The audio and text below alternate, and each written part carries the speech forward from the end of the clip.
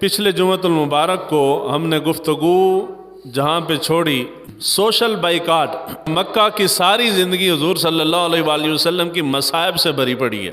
جتنے لوگ اسلام قبول کرتے جاتے وہ بھی نشانے پہ آ جاتے، حضور صلی اللہ علیہ وآلہ وسلم کی ذات بھی، اور جو اسلام قبول کرتا ان کو بھی کفار مکہ مظالم کا نشانہ بناتے، حتیٰ کہ ہر حربہ آزمانے کے باوجود جب اسلام کا راستہ نہ روک سکے تو بالآخر تنگ آ کے انہوں نے حضور صلی اللہ علیہ وآلہ وسلم اور بنو ہاشم کا سوشل بائیکاٹ کیا، جس کو کہتے ہیں ایک گھاٹی تھی مکہ کے اندر، اس کو کہتے تھے شعب ابی طالب۔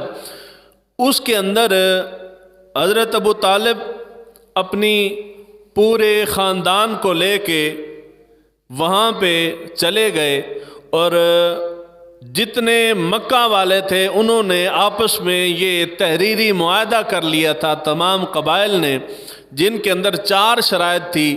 پہلی شرط یہ تھی کہ آج کے بعد کوئی بھی شخص بنو ہاشم کے ساتھ شادی بیان نہیں کرے گا، نہ رشتہ لے گا اور نہ ان کو رشتہ دے گا۔ دوسری شرط تھی کہ کوئی شخص ان سے کسی بھی قسم کی خرید و فروخت نہیں کرے گا، چاہے وہ ضروریات زندگی کی ہوں یا ویسی ہوں، کوئی بھی چیز ان سے نہ خریدی جائے گی نہ ان کو بیچی جائے گی۔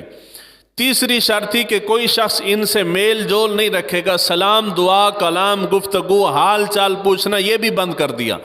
اور چوتھے نمبر پہ چوتھی شرط تھی کہ کوئی شخص ان کو کھانے پینے کا سامان بھی نہیں دے گا، یعنی ہر قسم کے راستے حضور صلی اللہ علیہ وآلہ وسلم کے وجہ سے انہوں نے بند کر دیے بنو ہاشم کے اوپر۔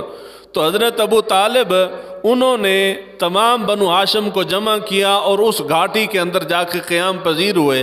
اس گھاٹی کے اندر جب رہے تو 3 سال تک یہ بائیکاٹ چلتا رہا، اور نوبت یہاں تک آتی تھی کہ اس گھاٹی کے اندر جو لوگ بیٹھے ہوئے تھے ان کے پاس کھانے پینے کی چیزیں نہیں ہوتی تھیں، حتیٰ کہ درختوں کے اوپر جو درخت کی کھال ہوتی ہے وہ اتار کے، درختوں کے پتے اتار کے لوگ کھاتے تھے۔ اس حال میں لوگ گزارا کرتے تھے۔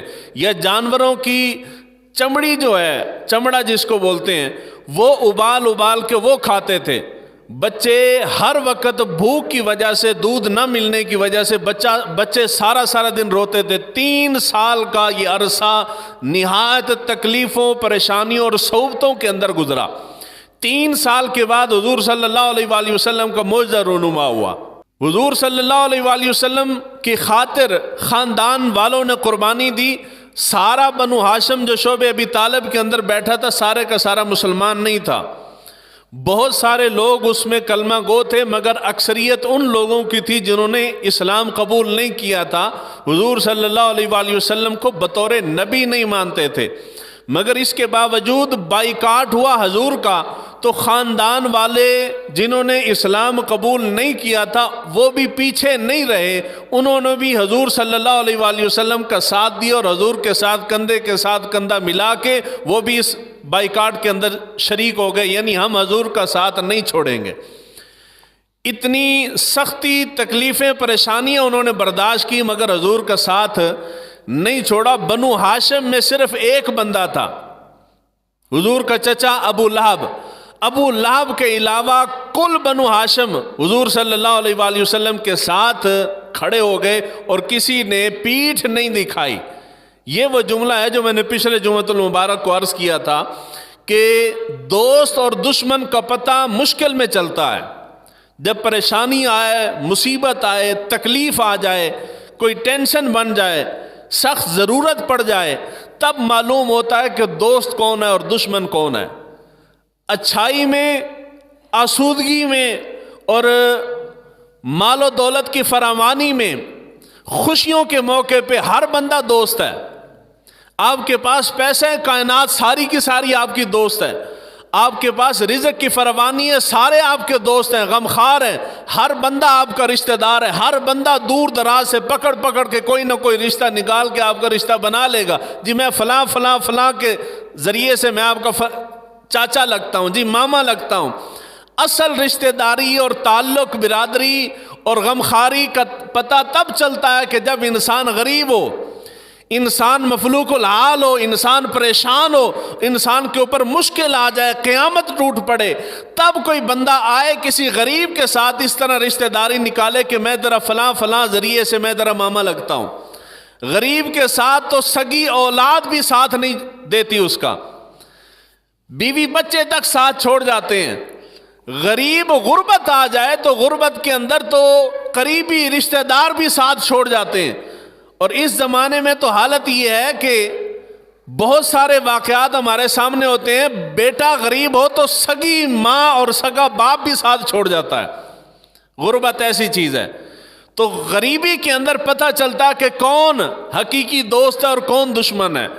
مشکل آئی، پریشانی آئی، اس وقت بھی ابو لہب کے علاوہ کل بنو ہاشم نے حضور صلی اللہ علیہ وآلہ وسلم کا ساتھ نہیں چھوڑا۔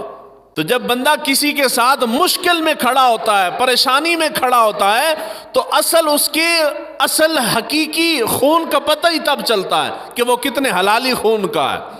3 سال کا عرصہ گزرا، قریش کے اندر خود آوازیں اٹھنا شروع ہو گئیں کہ یار یہ بھی کیا انصاف ہوا کہ ہمارے پاس کھانے پینے کی ہر شے موجود ہے، تمام آسودگیاں ہیں، ہر شے کی فراوانی ہے، ہم اور ان کے اندر صرف ایک تھوڑی سی زمین کے خطے کا فرق ہے، کوئی فرق اور فاصلہ بھی نہیں، وہ بھوک سے مر رہے ہیں اور ہمارے پاس ہر چیز وافر مقدار میں موجود ہے۔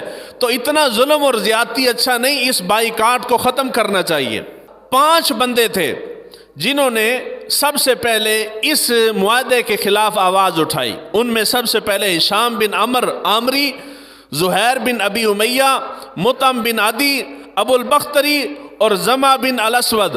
یہ 5 بندے کٹھے ہو کے انہوں نے ڈسکس کیا کہ یار یہ جو معاہدہ ہم نے لکھا ہے، جو معاہدہ کر دیا ہے، 3 سال سے وہ اتنے مشکل حالات سے دوچار ہیں، یہ معاہدہ ظلم ہے، اس کو ختم کرنا چاہیے۔ انہوں نے آپس میں گفت و شنید کی، اس بات پہ اتفاق کیا کہ جی ہم معاہدے کی خلاف ورزی کریں گے، ہم اس کو توڑتے ہیں، بغاوت کا اعلان کرتے ہیں۔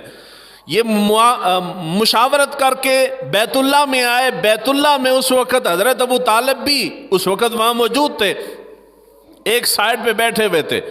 سرداران قریش کو بلایا گیا، ان 5 بندوں نے کھڑے ہو کے یہ اعلان کیا کہ یہ بنو ہاشم کے ساتھ بڑا ظلم ہو رہا ہے، جو 3 سال سے ہم کر رہے ہیں، ہم اس کے خلاف علم بغاوت بلند کرتے، اس معاہدے کو ختم کیا جائے۔ اس کی حمایت میں بھی آوازیں اٹھی، مخالفت میں بھی اٹھی۔ حضرت ابو طالب سائڈ پہ بیٹھے تھے، انہوں نے کہا کہ اگر تم اس بات کے اوپر ایگری نہیں ہو تو درمیان والا راستہ میں بتاتا ہوں۔ درمیانی راستہ یہ ہے کہ میرے بھتیجے نے یعنی حضور صلی اللہ علیہ وآلہ وسلم نے مجھے یہ خبر دی ہے، وہ معاہدہ جو تحریراً لکھ کے بیت اللہ کے اندر لٹکا دیا گیا تھا، میرے بھتیجے نے مجھے خبر دی ہے کہ وہ سارے کا سارا معاہدہ جو تحریراً اندر پڑا ہوا ہے، اللہ کے حکم سے دیمک نے اس سارے معاہدے کو ختم کر دیا، دیمک کھا گئی ہے اس کو، معاہدہ اندر موجود نہیں سوائے ان الفاظ کے جن کے اندر اللہ تعالیٰ کا نام لکھا ہوا تھا۔ یعنی دیمک نے باقی سارا معاہدہ تحریر ختم کر دی ہے، اللہ کا نام موجود ہے۔ تو درمیانہ راستہ یہ ہے کہ آپ جاؤ بیت اللہ کو کھولو، اس بیت اللہ میں سے اس معاہدے کو نکالو، اگر تو میرے بھتیجے کی خبر ہوئی درست تو معاہدہ ختم کر دیتے ہیں، وہ ویسے ہی ختم ہو گیا جب دیمک کھا گئی ہے، تو معاہدہ ختم آج سے۔ اور اگر معاہدہ موجود ہوا، میرے بھتیجے کی خبر درست نہ ہوئی، تو پھر جو تمہارا فیصلہ ہمیں منظور ہے۔ اس بات پہ سارے ایگری ہو گئے، ان کو معلوم تھا کہ جی یہ تو ہو نہیں سکتا۔ جا کے بیت اللہ کو کھولا، اندر سے وہ معاہدہ نکالا، تو جیسے حضور صلی اللہ علیہ وآلہ وسلم نے خبر دی تھی ہو بہو وہی حال تھا اس معاہدے کا، کہ اللہ کے حکم سے دیمک اس سارے معاہدے کو کھا گئی تھی، تمام حروف مٹ چکے تھے سوائے ان جگہوں کے جہاں پہ اللہ تعالیٰ کا نام لکھا ہوا تھا۔ تو اس کا مطلب یہ ہے کہ جس جگہ پہ جس شے میں اللہ تعالیٰ کا نام ہو یا اللہ کا ذکر ہو، اللہ تعالیٰ اس شے کو باقی رکھتا ہے، وہ شے مٹتی نہیں۔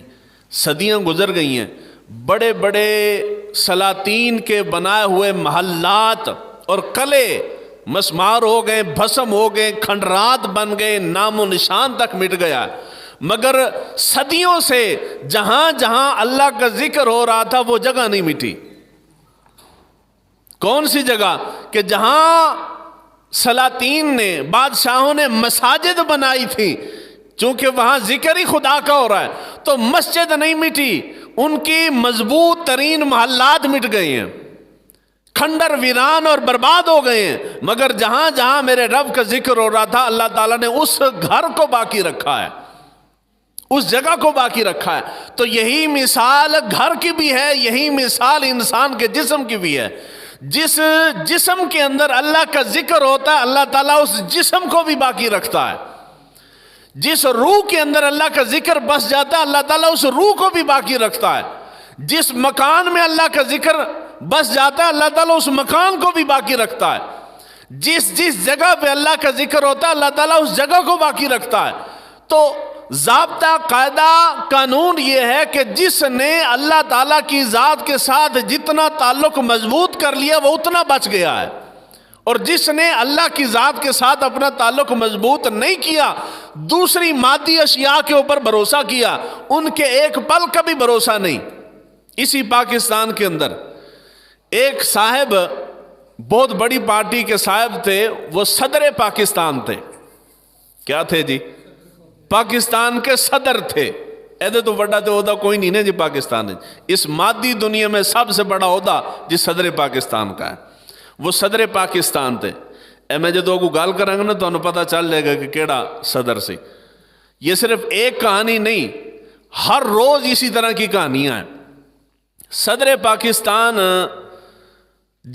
وہ رستے پہ چلتے تھے تو آگے پیچھے سینکڑوں گاڑیاں سیکورٹی کی جن کے ساتھ چلتی تھی، پروٹوکول والی چلتی تھی۔ وہ صدر صاحب مر گئے، ان کی سگی اولاد، عوام تو چھوڑے نا جی، کارکن چھوڑے، جیالوں کو چھوڑے، سگی اولاد جو کہ بیرون ملک بیٹھی تھی، سگی اولاد بھی باپ کے جنازہ پڑھنے کے لیے پاکستان نہیں آئی۔ نہلانے والا بندہ نہیں تھا کہ جی صدر صاحب کو نہلائے کون؟ اس کی حقیقی زوجہ، بیوی باہر کے ملک بیٹھی تھی جنازے کے لیے، وہ بھی شوہر کے مرنے پہ نہیں آئی۔ کوئی رشتہ دار جمع نہیں ہوا کہ یار کوئی نہیں، کو ہمارا چاچا تھا، ماما تھا، تایا تھا، دادا تھا، پردادا، نانا تھا، کچھ نہ کچھ تو رشتہ دار ہوتے ہیں۔ کوئی رشتہ دار اس کے مرنے پہ نہیں آیا، نہلانے تک نہیں آیا۔ ایدی والوں نے اس کو پکڑ کے نہلایا، غسل دیا، 6 بندے ٹوٹل کھڑے تھے۔ صدر پاکستان فوت ہوئے، 6 بندوں نے پیچھے کھڑے ہو کے، اور وہ 6 بندے بھی وہ ایدی سینٹر والے تھے جو کہ وہاں کے ورکر تھے۔ رشتہ داروں میں کوئی بندہ جنازہ پڑھنے نہیں آیا۔ ہمیں لگتا ہے کہ جی اگر میرے پاس بڑا عہدہ ہو جائے تو میں پتہ نہیں فرعون بن جاؤں گا۔ کیا بن جائے گا؟ یعنی آپ ایک تھانے دار کا جا کے پروٹوکول دیکھیں نا، یہی تھانے دار مرتا ہے تو کوئی بندہ اس کے جنازہ پڑھنے کو تیار نہیں ہوتا، لیکن زندگی میں وہ اپنے آپ کو فرعون سمجھتا ہے کہ جی نہیں میں تھانے دار لگا تو میں ساری دنیا نو بھسم کر کے رکھ دیں گا۔ اس کو حکم ہوتا ہے اور جس بندے کو مرضی وہ بھون کے رکھ دیتا ہے۔ اور عبرت کی جا یہ ہے کہ صرف سانس کی دیر ہے، سانس نکلتا ہے، عہدہ جاتا ہے، انسان اپنی اوقات پہ آ جاتا ہے، اس کو پتہ چل جاتا ہے کہ میں کیا شے ہوں۔ تو جتنے ریٹائر حضرات ہیں، بڑے بڑے عہدوں سے جو لوگ ریٹائر ہوتے ہیں نا، ساری زندگی قسم پرسی کی گزارتے ہیں، ان کے پاس ان کی زندگی دیکھنے لائق ہوتی ہے۔ عبرت کی جا تو یہیں پہ ہے، حشر پہ موقوف نہیں کہ جی آخرت میں اللہ تعالیٰ حساب لے گا، یہاں دنیا میں بھی اللہ تعالیٰ ذلیل کر کے لوگوں کو دکھاتا ہے۔ جن جن لوگوں نے عدل انصاف کا ساتھ نہیں دیا اللہ تعالیٰ دنیا میں بھی ذلیل کرتا ہے، آخرت کا حساب تو وہ پھر باقی ہے۔ جس قدر جو بندہ کوشش کر سکتا ہے، حضرت امام احمد بن حنبل کے بارے میں آتا ہے، بڑا ایمان افروز جملہ ہے اگر سمجھ جائیں تو۔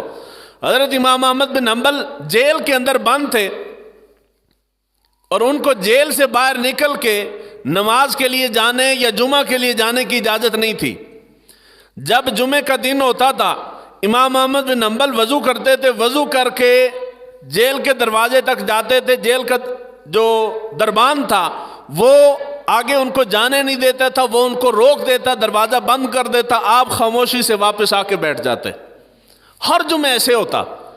ایک دن ساتھ کو قیدی تھا، اس نے پوچھ لیا حضرت آپ کو معلوم ہے کہ آپ دروازے پہ جائیں گے، وہ جیلر جو ہے وہ آپ کو جانے نہیں دیتا، اتنے عرصے سے یہی معمول چل رہا ہے، وہ آپ کو جانے نہیں دیتا، وہ آپ کو منع کرتا ہے، آپ خاموشی سے آ کے بیٹھ جاتے ہیں، تو فائدہ جانے کا؟ امام صاحب نے فرمایا کہ میرے بس میں فقط یہ ہے کہ میں وہاں تک جا سکتا ہوں، جہاں تک میں جا سکتا ہوں میں اپنی کوشش کر رہا ہوں، آگے وہ جو نہیں جانے دے رہا نا وہ رب دیکھ رہا ہے، اس سے حساب میرا رب لے گا۔ میری جتنی کوشش تھی، جتنا کچھ میں کر سکتا تھا میں نے کیا ہے، جو میں نہیں کر سکتا تھا اس کا میں حساب کتاب، اس کا جواب دے نہیں ہوں، وہ خود باقی ہے، تو جو شے اس کے ساتھ جڑ جاتی ہے اللہ تعالیٰ اس کو بھی باقی رکھتا ہے۔ تو اس طرح یہ معاہدہ ختم ہوا۔ اس معاہدے کے ختم ہونے کے ساتھ ہی، یعنی 3 سال کا طویل عرصہ تھا، 3 سال کی تکلیفیں، صعوبتیں، پریشانیاں، مصیبتیں جھیل کے بنو ہاشم نکل کے واپس اپنے گھر میں آئے، تو یہاں پہ یکے بعد دیگرے 2 قیامتیں اور ٹوٹ پڑی۔ پہلی قیامت ٹوٹی، حضرت ابو طالب ان کا وصال ہو گیا، شعب ابی طالب سے باہر نکلے، تقریباً 8 ماہ کے بعد حضرت ابو طالب کا وصال ہوا۔ حضرت ابو طالب کا بڑا آسرا تھا حضور کو، ہر مشکل میں، ہر پریشانی میں آپ سیسا پلائی ہوئی دیوار بن کے حضور کے ساتھ کھڑے ہو جاتے تھے۔ جو مسلمان تھے وہ نبی سمجھ کے حضور کے ساتھ کھڑے ہوئے، جو مسلمان نہیں تھے انہوں نے اپنا بھتیجا سمجھ کے ساتھ نہیں چھوڑا، خاندان کا بندہ سمجھ کے ساتھ نہیں چھوڑا۔ اس لیے کہتے ہیں کہ خاندان میں اگر کبھی کسی کے اوپر مشکل پریشانی آ جائے تو اپنے غصہ، اپنی تکلیفیں، ناراضگیاں سائڈ پہ رکھ کے اگر بندہ حق پہ ہے تو اس کا کبھی بھی ساتھ نہیں چھوڑنا چاہیے، اس کا ساتھ دینا چاہیے۔ برادری میں اگر کوئی مشکل کسی کے اوپر آ جائے تو ساتھ دو، محلے میں، قوم، قبیلے میں کسی پہ مشکل آ جائے اور وہ بندہ حق پہ ہو، چاہے ساری دنیا مد مقابل کھڑی کیوں نہ ہو جائے، بندے کو اس کا ساتھ نہیں چھوڑنا چاہیے، اس کا ساتھ دینا چاہیے۔ اسی میں یہی اچھے خون کی نشانی ہے۔ تو حضور صلی اللہ علیہ وآلہ وسلم شعب ابی طالب سے نکلے تو سب سے پہلا غم یہ ہوا کہ حضرت ابو طالب کا وصال ہوا۔ حضرت ابو طالب کے وصال مبارک کے 5 دن بعد حضور صلی اللہ علیہ وآلہ وسلم کی پہلی زوجہ اور ہر مشکل میں حضور صلی اللہ علیہ وآلہ وسلم کو دلاسے دینے والی، ہر مشکل میں حضور کے ساتھ کھڑی ہونے والی ام المومنین حضرت خدیجہ الکبریٰ رضی اللہ تعالیٰ عنہ، آپ کا وصال مبارک ہو گیا۔ شعب ابی طالب سے نکلے 8 مہینے کے بعد حضرت ابو طالب کا وصال ہوا۔ حضرت ابو طالب کے وصال مبارک کے 5 دن بعد حضرت خدیجہ الکبریٰ کا وصال مبارک ہوا۔ یہ سال اتنا غم زدہ کر دینے والا تھا کہ حضور صلی اللہ علیہ وآلہ وسلم نے اس سال کا نام ہی غم والا سال رکھا ہے، یعنی یکے بعد دیگرے تکلیفیں، پریشانیاں آتی گئیں، کوئی بھی کہیں سے ٹھنڈی ہوا کا جھونکا نہیں آ رہا تھا۔ حضور صلی اللہ علیہ وآلہ وسلم کی زوجہ محترمہ حضرت خدیجہ الکبریٰ کا وصال مبارک ہوا تو یہ پہلی زوجہ تھی۔ حضور صلی اللہ علیہ وآلہ وسلم کی کل اولاد حضرت خدیجہ سے ہے۔ ہمارے ہاں معروف یہ ہے، مشہور یہ ہے کہ اگر بیوی فوت ہو جائے تو شوہر ادا منہ نہیں ویکھ سکتا، اس نو ہاتھ بھی نہیں لا سکتا، یعنی وکھرے مسائل نے سیدھا مسئلہ سانو یاد نہیں تے پٹھا مسئلہ ہر بندے نو ازبر ہے۔ یہ صرف ایتھے دا مسئلہ نہیں، پٹھی گل جیڑی بھی پاکستان وچ مشہور ہے نا، پورے پاکستان دا اتفاق ہے اس مسئلے تے۔ اب پاکستان میں کسی خطے میں چلے جائیں، ہر جگہ پہ یہ بات موجود ہے کہ جی بیوی فوت ہو گئی ہے تو شوہر اس کو دیکھ نہیں سکتا۔ حضور صلی اللہ علیہ وآلہ وسلم خود قبر مبارک میں اترے ہیں اور آپ نے خود اپنی زوجہ کو قبر میں اتارا ہے۔ اس تو پیچھے گل رہ جاندی جی؟ اگر شریعت یہاں تک کہتی ہے اگر زوجہ فوت ہو جائے اور کوئی بھی خاتون اس کو غسل دینے والی موجود نہ ہو تو شریعت کہتی ہے کہ اس کا شوہر اس کو غسل بھی دے سکتا ہے۔ اسی دے اگلے نو ہاتھ بھی نہ لان دئیے۔ اب دیکھیں نا جی، آپ اس کو چہرہ نہیں دیکھنے دے رہے۔ میں نے اکثر فوتگیوں پہ دیکھا ہے، شوہر کھڑا ہے، شوہر بیچارہ، یعنی دیکھیں نا 30 سال 40 سال 50 سال عمر کا ایک حصہ اس نے گزارا ہے اس کے ساتھ، تو بندے کو محبت نہیں ہو جاتی؟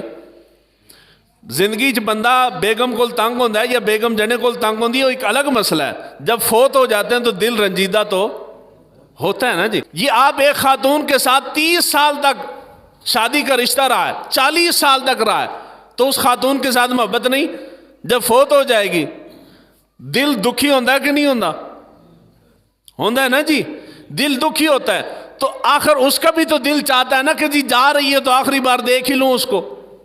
نہیں اسی اگے کھڑے اسی دیکھن بھی کوئی نہیں دینا، ہاتھ بھی نہیں لگانے دینا، اس جنازے کو کندھا بھی نہیں دینے دینا. وہ بیچارہ شرمندہ شرمندہ جس نے شور نے خود مار دی ہو، وہ پیچھے پیچھے چل رہا ہوتا، اس کو کندھا بھی جنازے کو نہیں دے سکتا.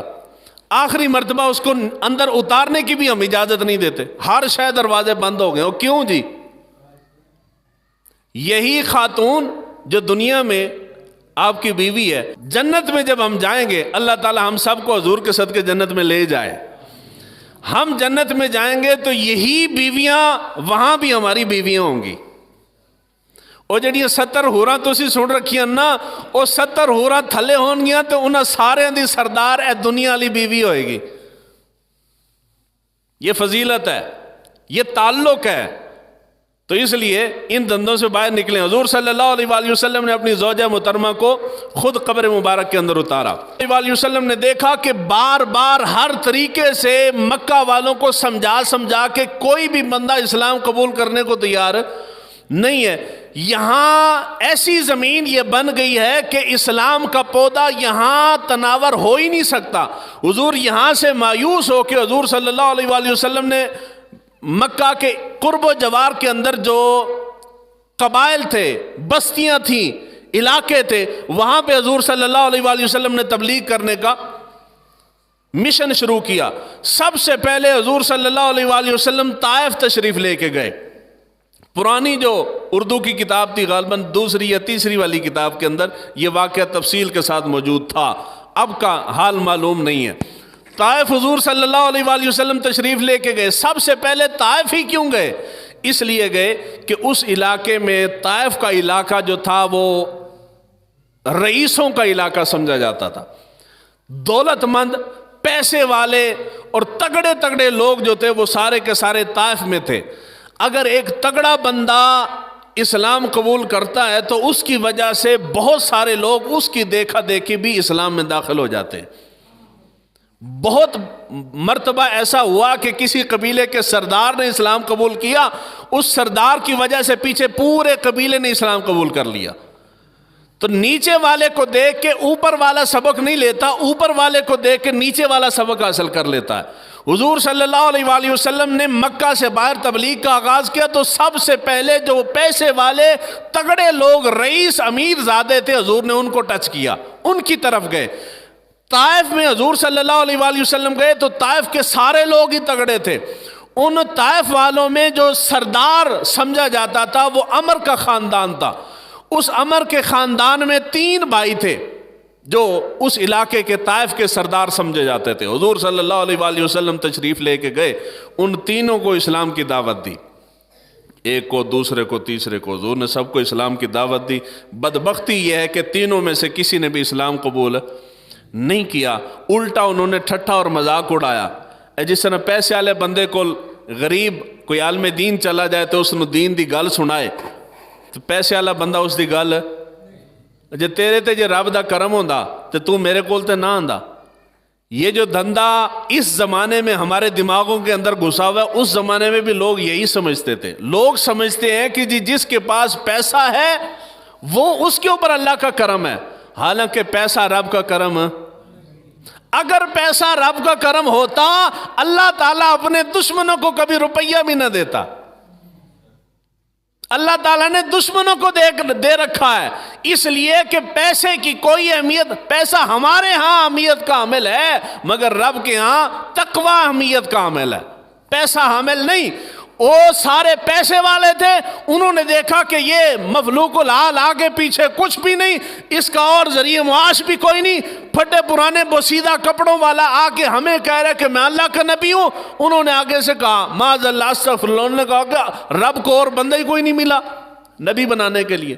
انہوں نے ٹھٹھا مذاق اڑایا، گالم گلوچ کیا، ہنسی شنسی کی، اور اس کے بعد جب حضور صلی اللہ علیہ وآلہ وسلم گھر سے باہر نکلے تو انہوں نے جو بدماش وغیرہ تھے ان کو پیچھے لگا دیا تھے. وہ گالیاں بھی دیتے تھے، پتھر بھی مارتے تھے، حتیٰ کہ حضور صلی اللہ علیہ وآلہ وسلم چلے پتھر کھا کھا کے. حضرت حضور صلی اللہ علیہ وآلہ وسلم کے غلام حضرت زید بن حارثہ بھی حضور کے ساتھ تھے. جب پتھر آتا پیچھے سے تو بھاگ کے پیچھے آتے، آگے سے آتا تو بھاگ کے آگے ہوتے، حتیٰ کہ حضور بھی زخمی ہو گئے، حضرت آپ کے غلام حضرت زید بن حارثہ بھی زخمی ہو گئے. چلتے چلتے اس حال کو پہنچے کہ زخموں سے چور ہو کے حضور صلی اللہ علیہ وآلہ وسلم سے چلنا دشوار ہوا. حضور ایک دیوار کا آسرا لے کے بیٹھے. وہ اتنے ظالم تھے کہ جب حضور زخموں کتاب نہ لاتے ہوئے تھک ہار کے بیٹھ جاتے، وہ آ کے پکڑ کے حضور کو پھر کھڑا کر دیتے.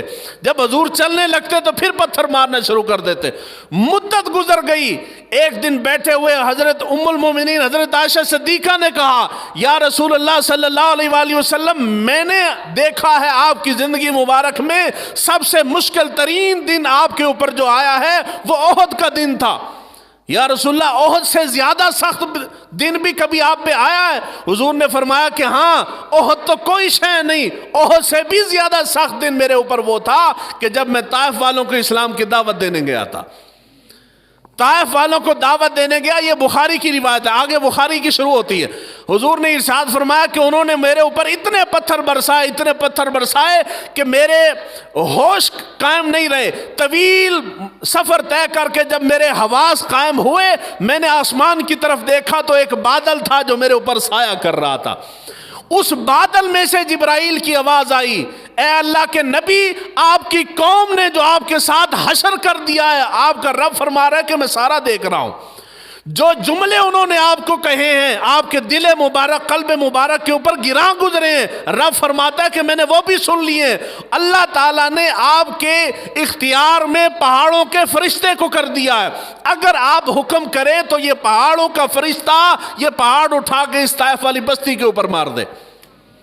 وہ جو ہم کہتے ہیں نا کہ حضور کو اللہ تعالیٰ نے رحمت للعالمین بنایا ہے، وہ یہ ہے کہ پتھر کھا کے بھی اگر حضور چاہتے تو بھسم کر سکتے تھے، مگر رحمت نے اس بات کو گوارا نہ کیا. حضور نے فرمایا کہ نہیں، یہ نادان لوگ ہیں، یہ نہیں سمجھے میری بات ممکن ہے ان کی آنے والی نسلیں سمجھ جائیں. بنی اسرائیل کے نبی اور ہمارے نبی میں فرق یہ ہے کہ حضور صلی اللہ علیہ وآلہ وسلم سے پہلے حضرت صالح علیہ السلام گزرے. اللہ کے برگزیدہ نبی، قرآن کے اندر ان کا ذکر ہے. حضرت صالح علیہ السلام کو قوم نے کوئی پتھر نہیں مارا، کوئی گالم گلوچ نہیں کی، کچھ بھی نہیں کیا. حضرت صالح علیہ السلام کی اونٹنی کا پاؤں کاٹ دیا. کس کا پاؤں کاٹا ہے؟ اونٹنی کا.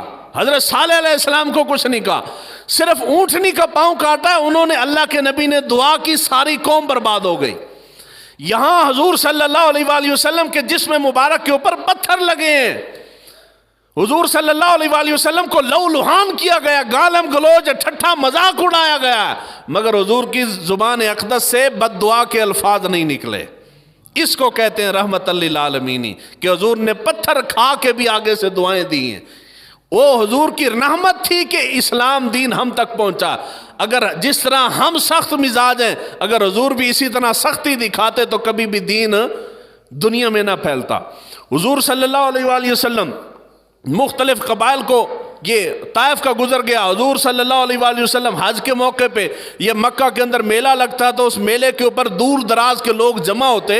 حضور صلی اللہ علیہ وآلہ وسلم ہر قبیلے کے اندر جا کے اسلام کی دعوت دیتے تھے. ایک بدبخت ایسا تھا جو حضور کا ساتھ نہیں چھوڑتا تھا، ابو لہب. جب حضور کسی بھی قبیلے کے پاس جاتے دعوت دینے کے لیے تو ابو لہب بھی ساتھ چل پڑتا.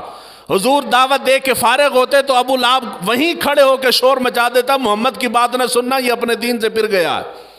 حضور صلی اللہ علیہ وآلہ وسلم کا صبر دیکھیں کہ اپنا سگا چچا کھڑا ہو کے منہ کے سامنے آپ کی تکذیب کر رہا ہے، مگر حضور صلی اللہ علیہ وآلہ وسلم پھر بھی برداشت کرتے تھے. آج نہیں تو شاید کل اس کو عقل آ جائے. تو دین کی تبلیغ جب کرنی ہے، دین پھیلانا ہے، تو صبر بنیادی شرط ہے. حضور صلی اللہ علیہ وآلہ وسلم کی زندگی مبارک میں بیان کیا جاتا ہے کہ حضور نے بکریاں چرائی ہیں. کیا چرائی ہیں؟ سنے ہیں نا تسی؟ وہ ایک نعت ہے، مجھے پورا شعر تو نہیں آتا، شعر ویسے مجھے آتے کوئی نہیں ہے.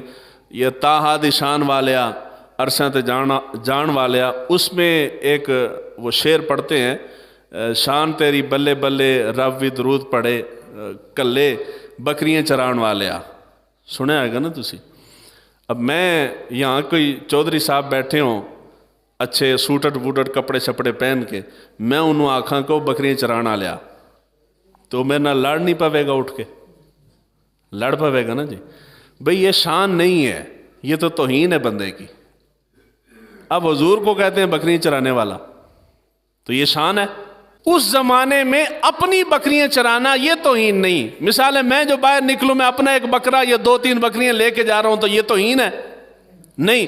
اگر میں آپ کی بکریاں اجرت پہ جنگل میں چرانے جاؤں تو یہ توہین ہے۔ یار مولوی صاحب نے ایک کام نہیں ججدا کہ محلے دیاں بکریاں لے کے تے 100 روپے دیہاڑی دے ہوتے بکریاں جنگل ہی چران جاندے نے۔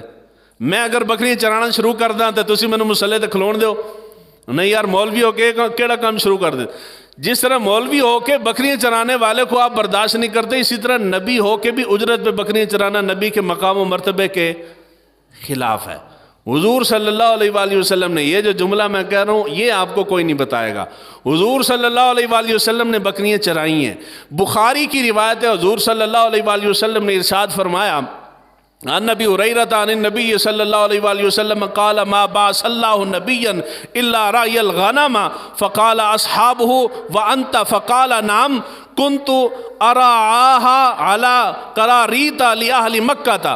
حضور صلی اللہ علیہ وآلہ وسلم نے ارشاد فرمایا کہ اللہ تعالیٰ نے کوئی ایسا نبی نہیں بھیجا جس نے بکریاں نہ چرائی ہو۔ اے تو سبحان اللہ بن دی سی۔